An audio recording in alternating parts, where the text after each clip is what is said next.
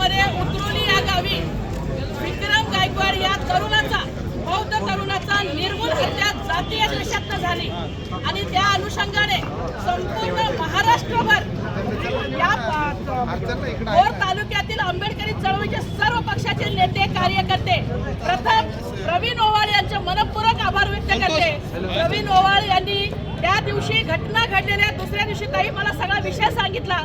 माझी मुलगी आयसीयू मध्ये होती, पण घटना अतिशय खंडनीय अतिशय निषेधार्ह दुःखद होती।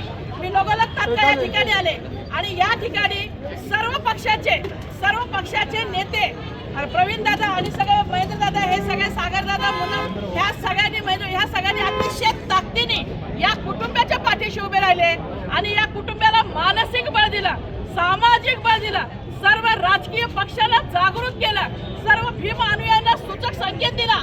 ही अतिशय वाईट आणि घाणेरडा नांदी सुरू झालेली आहे।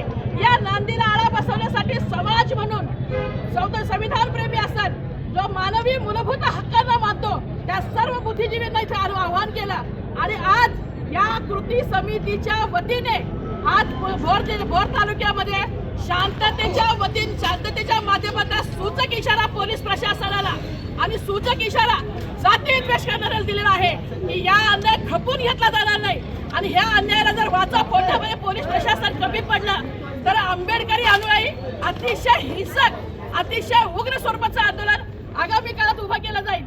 या नियोजन समितीचं खऱ्या अर्थानं सर्व भीमसैनिक लढवय्ये भीमसैनिक यांचं मनापासून कौतुक करत असताना या समितीच्या वतीनं प्रवीण दादा ओवाळ त्यांचं मनोगत व्यक्त करतील आणि माहिती देतील। सर्वांना वंचित परिवर्तन न्यूजच्या मार्फत